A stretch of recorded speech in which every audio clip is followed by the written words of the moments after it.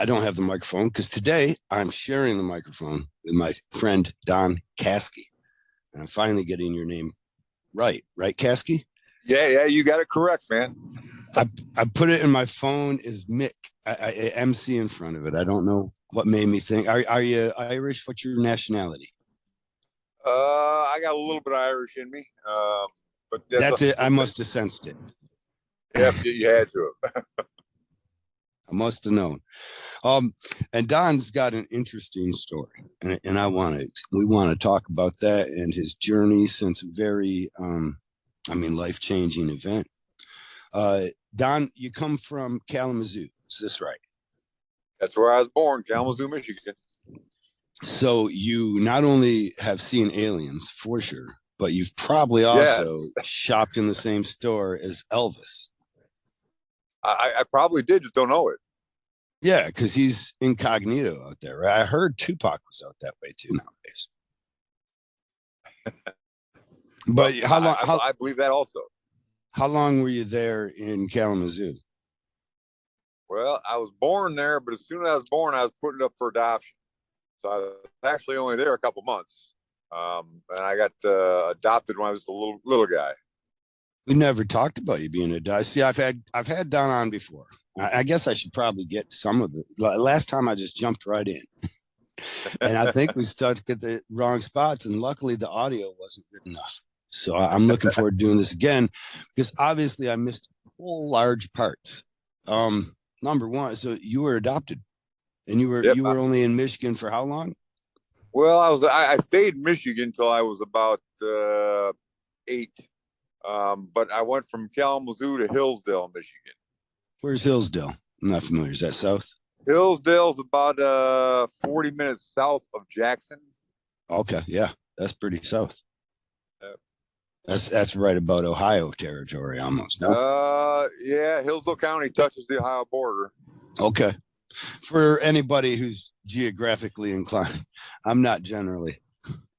And Don, I want to get to this monumental, life-changing event pretty quick, but I didn't know that you were adopted before. That has a whole string of things attached to it. Am I wrong? Like, no, you're correct. You got to figure everything out. Yep, I do. But go ahead. What was your adopted parents and situation like? My natural parents or birth parents, they were still in high school when they had me, and they thought that I could have a better life by putting me up for adoption, which was cool. And I actually, they found me when I was 27 years old, and I met them when I was 27. How did that go?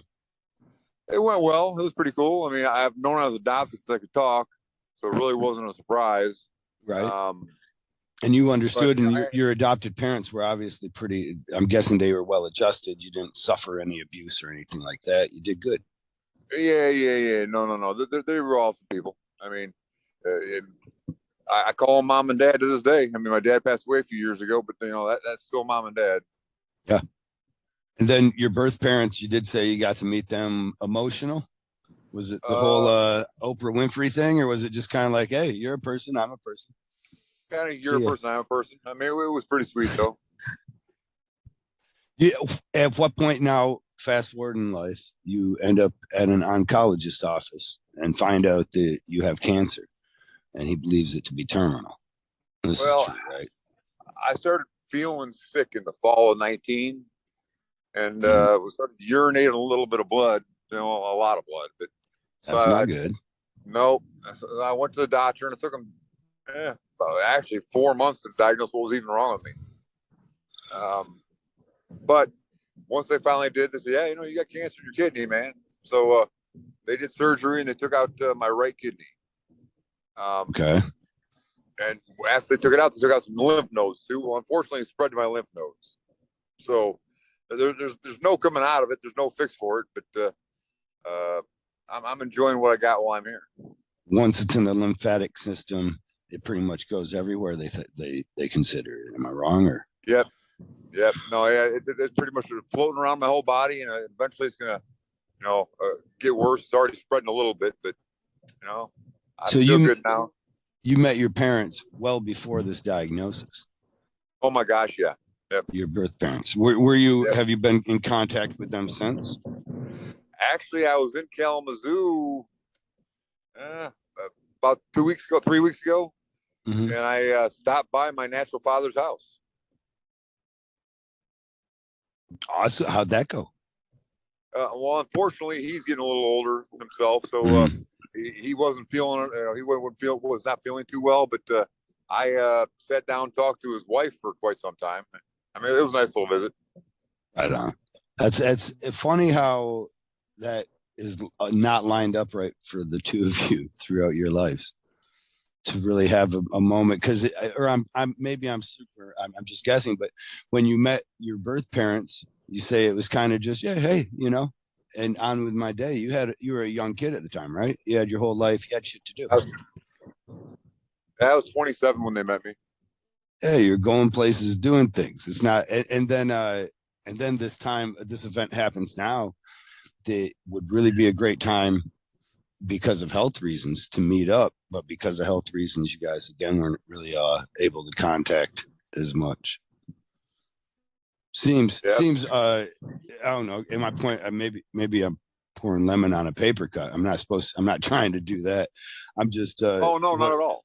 What a coincidence of sorts that this is, that this been throughout your lives, that things didn't match up for you like that. How was, you seem to have reconciled it. I mean, I didn't know until today that you were adopted. You seem to have reconciled just fine with it, and it never seemed to bother you. I've known people that have had a real hard time with it. It was pretty cool, honestly. I mean, I've known I was adopted since I could talk, and then after I was adopted 3 years later, my parents actually had a natural child between them. And cool. So you got a brother or a sister? I got a brother. Yep. I got a brother. Awesome. How old were you about this time? By this time, you might be 7 or 5 to 7, right? I was like 3. Oh, really? That soon? So Yep. So you had a buddy. Yep. You guys still close today? Oh yeah. I went and watched him bowl before I came to Nashville. Which is where we should probably catch the viewers up. That's where I just saw you. I'm probably doing a terrible job of this, but I hope, I say viewers, we're listeners, but listeners of mine seem to allow me that. It's right in the title, guys. So, so yeah, man, we had a blast in Nashville. Since I should explain that I meet you after you have embarked on a journey to impact your life and other people's lives by getting tattooed and having someone else somewhere else get that same tattoo. Yep. Is that about right? You got any more to add to that? There's probably more artsy stuff I guess involved. Well, I mean, I call it my celebration of life, making connections with people I never met, so I can take memories with me when I pass away. I like that. And I've had the show in Nashville, 537. So I've got a tattoo with you at 513, and that was just a couple of weeks ago. And you've gone up to 537 since then. Yep. Tell us about some of the more exotic tattoos that you've got. I know that you did some overseas, like over Skype or something. Yep, I've done some.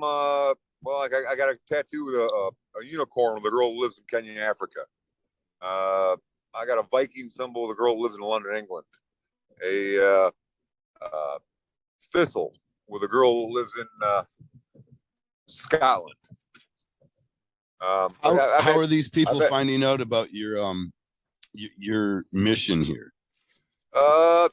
Social media. I mean, social media. When I first started this, I mean, I was just I had like 200 people that were friends. I mean, people actually knew.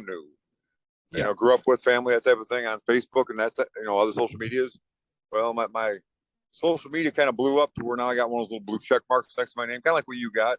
Hey, I got to check. Yeah. All right. I didn't know if I got. Yeah. I know my wife was trying to get me one at one point. Yeah. I think it's just on Facebook, though. I think that's what she said. It's just on Facebook. That's okay. Not Instagram. Yeah. Instagram's kind of a little bit more frilly deal, but that's all right. Yeah. So after you get the blue check mark, then the social media helps your cause kind of spread. What do It you definitely figure does. people want to be a part of this for? Why do they care? Well, honestly speaking, I think it's because somehow inadvertently, which I never really expected, but I'm inspiring people who, deal with this everyday life and whatever pains or struggles they may be going through. As though cancer may have touched them before, or in their Well, in their lives, or cancer or many reasons. I mean, I've gotten tattoos with, like as an example, a gentleman in Ohio. Mhm. Within a 2 year period of time, he lost two kids to drug overdose. Oh man. I got a tattoo with a girl in Milwaukee, Wisconsin, who's got epilepsy. I mean, all sorts of different reasons. I mean, sometimes they're personally affected, sometimes it's a friend or a family member, or sometimes it's just because they have a good time. But it's all a fun, amazing experience.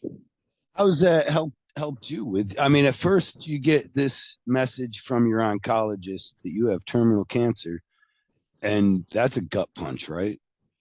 Oh, Just it a was.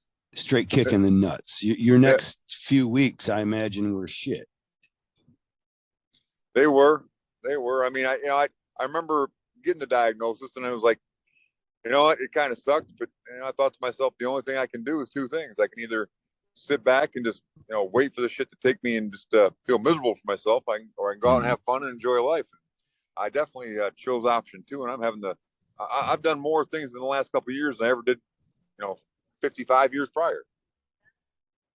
What? How long do you think it was till you got this kind of just change decision to live like this? YOLO or whatnot. Uh, it was actually pretty quick. Right Because on. I felt better once they took my kidney out. I didn't feel quite so sick. Well, how Um, long did that take then? I'm guessing the message from the oncologist into the kidney being taken out, you're looking at almost a year, or less than that. oh my God, yeah. I mean, uh, I got sick. They took my kidney out when they found out about 2 weeks afterward, which was in December 19. I instantly felt better. And then by March, I had joined the Y and going to the gym and just all sorts of stuff. I mean, I was getting tattoos within a few months after that. You were figuring that you're good to go. They had no idea that it had been in your lymph nodes at this point, or that it was getting in there. No, they took some lymph nodes out when they took my kidney out. They knew it was there, but and I was going through some cancer treatments, but I Okay. just refuse to let this shit take me easily. I mean, I believe that you keep moving, you stay living longer. If that's true or not, I Mhm. have no idea, but I feel good, so I can't complain. Well, let's go over the prognosis from the doctor, because you more than just you can't complain. You actually have outlived projections from your doctor, right? Oh yeah, yeah. I mean, most people are diagnosed with stage 4 renal cell carcinoma Mhm. usually only live about 6 months. I mean, I'm pushing 3 years. I like that a lot. And I like to imagine that much of this is from the attitude that you've I decided I, to approach this with. I tend to agree. Um, Mm-hmm. Like the country song, right? I think we talked about this last time tattoos to too, right? heaven. Live well. Well, I was going to say live like you are dying, but that to bring us to this weekend, because it's kind of exciting.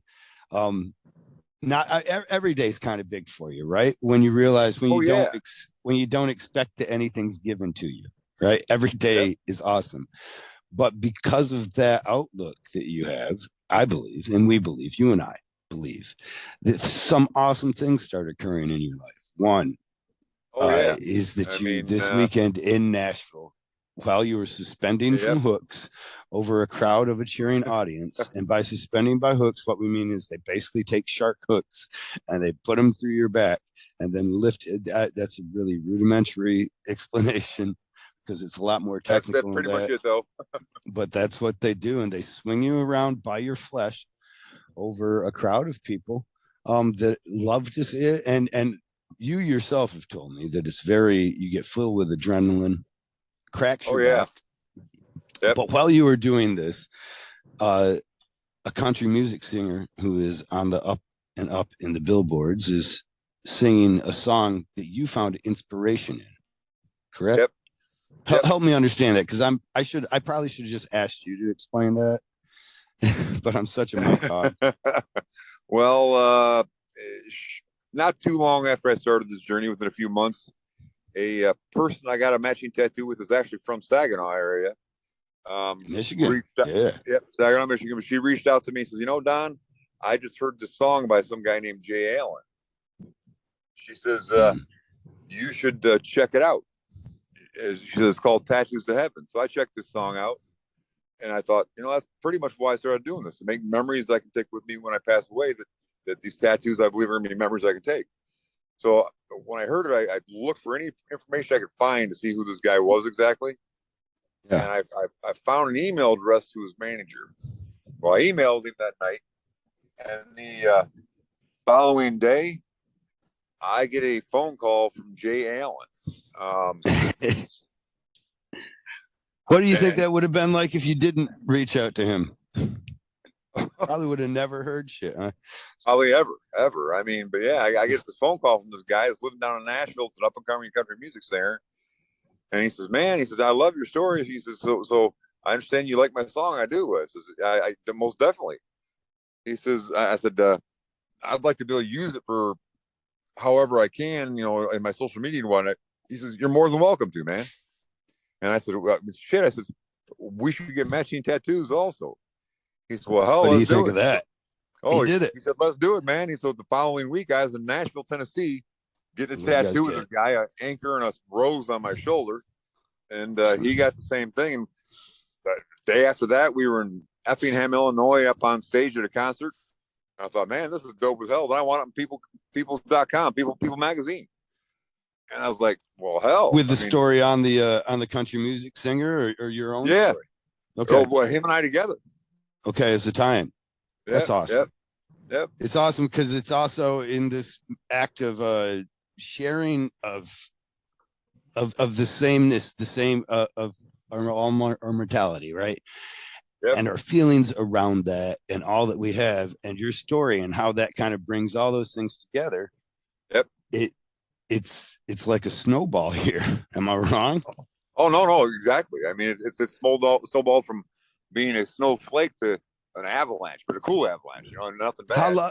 First couple of tattoos was it just like friends and family kind of stuff? So those kind of maybe went quick, I'm guessing. No, actually, believe it or not, out of 537 people, I can tell you probably only 3 or 4 of them are people I've known for any length of time. The rest of them have been just people I've recently met or just met that second. They got to get on the ball. Come on. Shouldn't they be on the ground floor?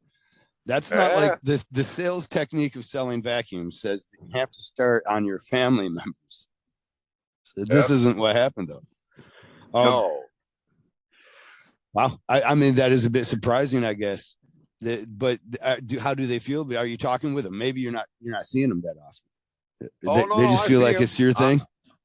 No, I see them. I mean, I got one with one of my sons, but other than that, I mean, that's really about the only. Well, I got one with my mom too, but other than that, no other family members, and only a couple friends. I mean, I consider everybody I've gotten tattoos with friends. But I mean, friends prior to this, only a few. Well, after Kalamazoo, you're adopted. You end up going to high school all in the same area. You weren't bouncing around or anything, right? Well, I got adopted into Hillsdale County, and then my parents got divorced when I was just like 6, and my mom wound up moving to Toledo, Ohio, and that's pretty much where I grew up. But so I spent a lot of time in Michigan and in Ohio. So you're in Ohio now, am I right? I'm just trying to think where you're. That's where I call home. I call Toledo home, but I really don't live anywhere. You don't have a house? You're couch surfing? No, I don't. No, I sofa surf. Sofa surfing. Right on. Yeah. You couch sit for a living. Yep. I'll make sure that couch doesn't go anywhere for you. I'm guessing then after the diagnosis, did you have health insurance? I wound up getting health insurance, but that took a couple months. Right. And something that's pretty awesome that you were able to get health insurance with a pre-existing condition. Oh yeah, yeah. Well, luckily, I mean, I don't got much good to say about the government per se, but I guess 40 years of work did something for me. It got me on the government rolls for health insurance. Right on. You must have been paying into Social Security enough that they thought you should stick at it, huh? Or that you deserved a little. But that wiped out your savings still. Oh yeah, I mean, I lost everything. I lost my house, my car. I mean, my credit went to shit. I don't qualify to this day to rent an apartment. Oh wow. I shouldn't laugh. I'm thinking of some of the off-color jokes our friend Carl, Dr. Bless Me, was talking about this weekend when I chuckle a bit because knowing you got a great sense of humor about all this. Oh yeah. And so when he says that you have a fans only page, but it's limited time subscription, we can laugh. Haha. Yeah. But then when I think about a renter with the same knowledge, he's like, oh man, this is a limited time renter. Like, I don't know if I'll be renewing this lease. Like, you fucking ass. Right. But are you even looking though? Like, you've been doing fair for yourself? What's you're going through garbage bins for food? What's up? You know what? I'm not even looking for someplace to live. I mean, I why do I want to sit in four walls and wait to die when I can go out and just see something different every day? I mean, I'm enjoying much more meeting just random strangers on a daily basis. I mean, I was out last night. I stopped in Knoxville, Tennessee to see some of the people I'd met from getting tattoos here about a year ago. Okay. And I ran into a couple of them, but I also ran into some new people that are like, hell yeah, man, you can get a tattoo tomorrow. Let's go get a tattoo tomorrow. So as we're speaking, I'm heading to a tattoo shop. To match up with somebody that was in, what, you said, Knoxville? Yep, Knoxville. That's awesome. So that would be 538. Yep, correct. 538. I love the story. I love the life affirming parts of it. I love that you've lasted far beyond your doctor's predictions more. Does that make sense? I do too. I mean, I do too. But I mean, I love the whole journey. I mean, it's. Let me put it this way: if I were to keel over from a heart attack today and die, you know what? Do I want to go today? No, but I'm not afraid to go. And I've lived a fairly fulfilled life. And I mean, shit. Like I said, I mean, who in their life can say, you know, little old Don Caskey from Toledo, Ohio, graduated, you know, high school there, went to UT for a little bit, and it just, you know, a no-name person gets a name that, you know, I was on a national talk show back in January. I mean, it's crazy, but it's cool. Which one? I was on the Tamron Hall show. Tamron Hall show. Never heard of it, but I don't know nothing. Tamron Hall used to be a news anchor on the Today Show years ago. Oh, cool. And the person got their own. She got her own talk show for about the last 4 years. Well, don't we imagine this? I don't know. I mean, we shouldn't just assume, but don't we imagine that the more exposure you get, the more tattoos like that, then of course this also grows, because at 537, it's of an interest, but at 1,002, right? It's really an accomplishment. And each one of them somewhat represents another day that you're defying the odds for the type of cancer that you have. Correct. So I don't know. I kind of like that. There's also maybe it's really dirty of me to think, but my life and my affiliation with death has always been very intrigued. I've been very intrigued by death, you know, what's next and all that kind of stuff. So when I think of it, the more numbers that you have on your body, there is a chance that one or two of these people will pass before you do. Oh, it's already happened. Oh, are you kidding me? I didn't see. I'm wrong to ask, but let's talk about how did this happen? I met a girl in Milwaukee, Wisconsin, December 5th of 2020. And she was another person. I'd only been doing this for a couple months, but she followed me on Facebook and she saw I was in town. She showed up to this tattoo shop and we got little pink butterflies because she was diagnosed with breast cancer in August of 20.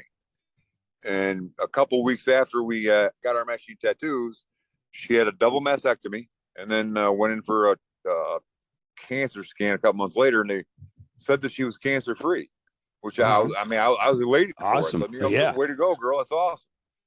Well, she started feeling bad again February of this year, and she went in for a scan, and the cancer was starting back up again. Well, it got to a point to where she was hospitalized, and I was on a road trip. I was in like a 13-state road trip, but I heard she wasn't doing well, and I made a 13-hour detour to go see her in Milwaukee, Wisconsin. Mm-hmm. And I got there. She cried. She was happy to see me, and I mean, it was an awesome experience. But she passed away 2 days later. Man. But Wow. I was happy I was able to get there before she died. Yeah, and also kind of does something like this give you an idea that the importance even that you carry? Oh yeah, because like I feel I have a shared tattoo with you, and I feel a certain importance that I carry the member of Don Caskey. Like, and then so I imagine though in the same sense you must feel an importance now to make this grow as big as you possibly can for the honor of her and the others too. And now I think about it, there's probably several people that have illnesses that are getting tattoos shared with you. Yes. Is that correct? Yep, definitely. And for the same reason, because, well, you know what, the Buddha, I think, would say the reason is because of the uniqueness of our reality. Not, I don't know if it's uniqueness, but the shared, the opposite of that maybe, but that we all share this life. Yep. Like it's what we got. You don't get 2 or 3 of them. We're not cats, and it's not Mario Brothers. You don't have a reset button. And any one of us could die crossing the street. 100%. So with that shared fragility of life that we have, this kind of, I don't know, I think it helps bring people together, right? Because it don't matter who you like for president or what you like on your toast. We're all gonna die. Yep. Yay, Kyle, thanks. Another episode of We're All Gonna Die. Well, I mean, we're all just people. I mean, I don't care who in the hell you are. Like I said, what president you like, what president you don't like, whatever the case may be, or even religion, sexual orientation. None of that shit really means much. We're all just people, and we all got something in common. I mean, every one of us got something in common. As you've embarked on this journey, I imagine your own compassion also grows. Oh yeah. Yep. It definitely does. Explain that for me a bit. How has this been occurring? What do you notice the changes, and what can we take from it? You know, I've always loved people, and I've always thought more people in the world were good than bad, but it's reaffirmed it to me. When I have people from around the globe, I mean, every day reaching out to me, and thanking me for this or wanting to be part of it.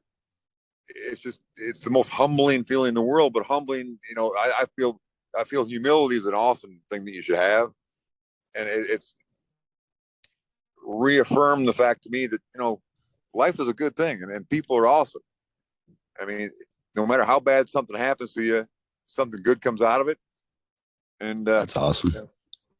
It just don't give up, keep living, you know. I mean, so every day it reaffirms to me that, you know what, I don't care what I'm going through. I'm not going through anything any better or any worse than anybody else. It's just my stuff I'm going through, but people want to join me to go through it with me, which is sweet. Right. I mean, there's so much beauty in that. There's a Buddhist story about a girl who is so grieved from the passing of her firstborn son that she just was inconsolable and wouldn't eat. She was wasting away, and she went to see the Buddha because she heard he had a magic that could restore her son's life, and he assured her he did. And he told her the ingredients were hard to get though, but if she wanted to go off on the journey to find them, she could, but she would have to find some mustard seed from a house that had never been touched by death. And of course, that's impossible. But as she Oh started yeah. out on her journey and seeking it, she found so many stories so similar to her own that gave her an understanding that she wasn't alone in the suffering. And maybe that's play here too, that all of us feel like, one, sometimes life is suffering, but in this act of a community built on your skin, you kind of supersede that a bit. Yeah. 100%. All right. Moving on then. Stupid. I'm pontificating too much. Spiritual. What's next, dude? You're going there. You're pretty sure. They punched your ticket. They said, hey, this is your time, Scott. They started a countdown. Where are we going? Where are you going? You know what? I believe I'm going to heaven. I mean, I truly do. I mean, as I said, I'm not afraid to go. And whenever God says, hey, this is where you're coming, man, it's your time. I'm going to go willingly and say, hey, it is what it is, man.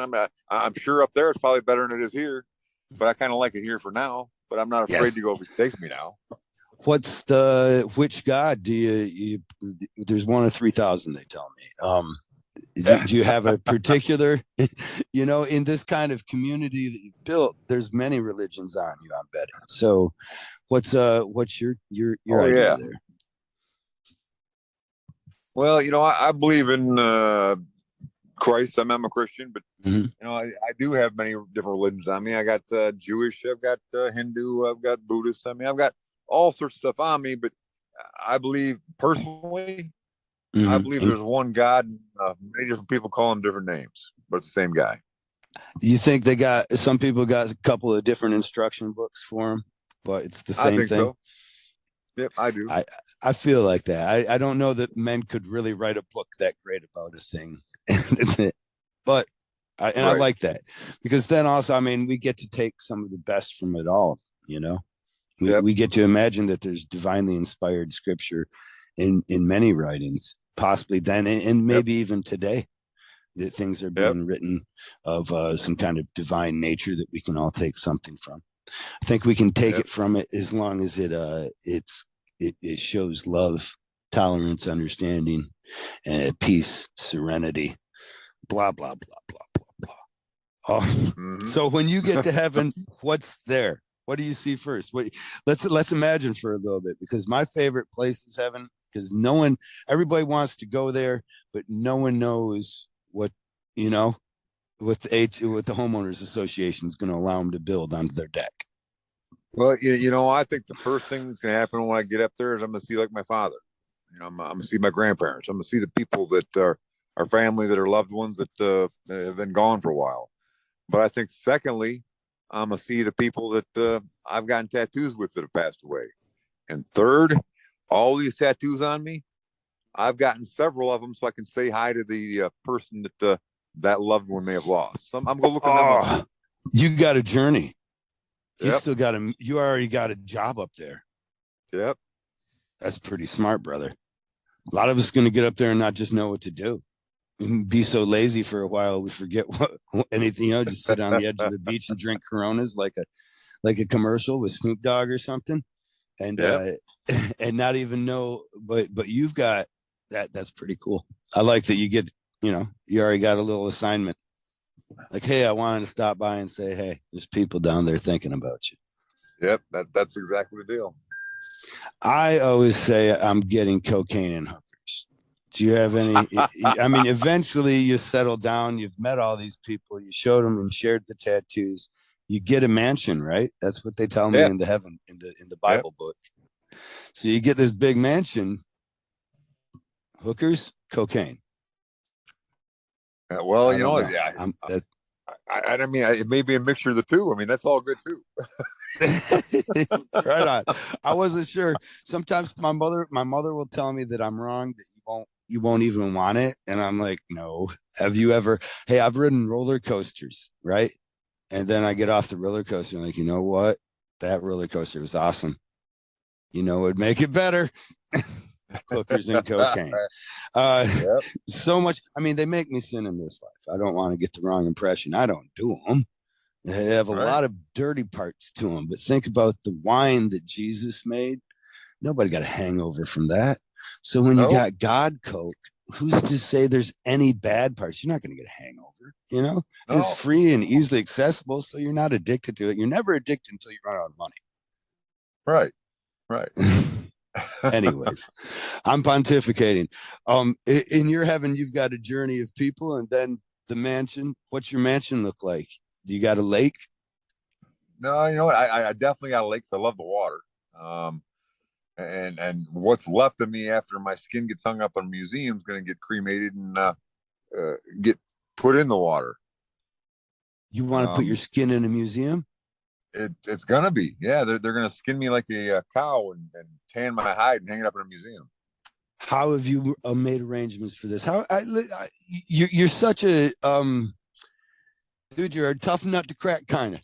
You can offer any of this information anytime you want. So what? Who's worked this out with you? There's a group that helps you do this, Well, there are or actually what? there are approximately 6 science museums in the United States, Mhm. and one of them's in the Philadelphia area that you can donate your body to, and they use some of it, and but you can say, hey, this is what I want to happen with this part. This is what I want to happen with this part. So Uh-huh. they're actually gonna, because I don't know if anybody that's else ever done what I'm doing. So Right? they're gonna remove my skin off my body, tan it, and hang it up like a hide. Like a front and back. Yeah, yeah. I mean, the whole thing. I mean, yeah. We're gonna So we're gonna see your dick, dude. that's all right. That's okay, man. We're all gonna be looking at your butt crack.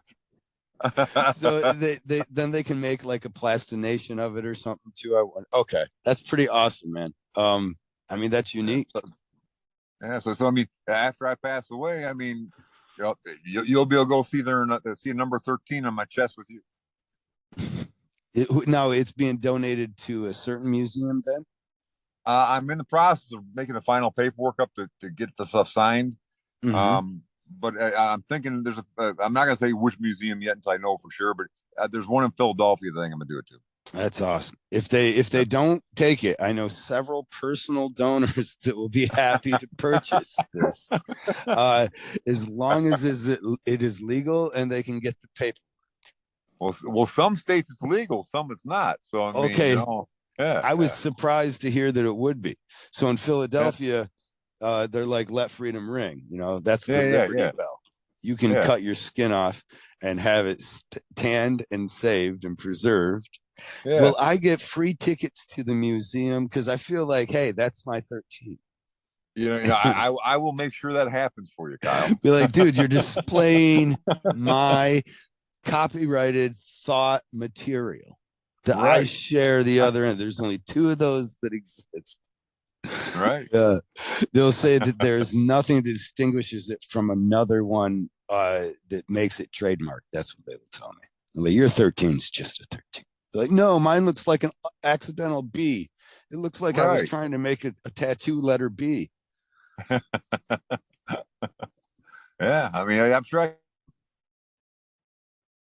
Uh-oh, I think I lost you. Did I? Do I have down on here? Did I do something, Candy? I see three faces.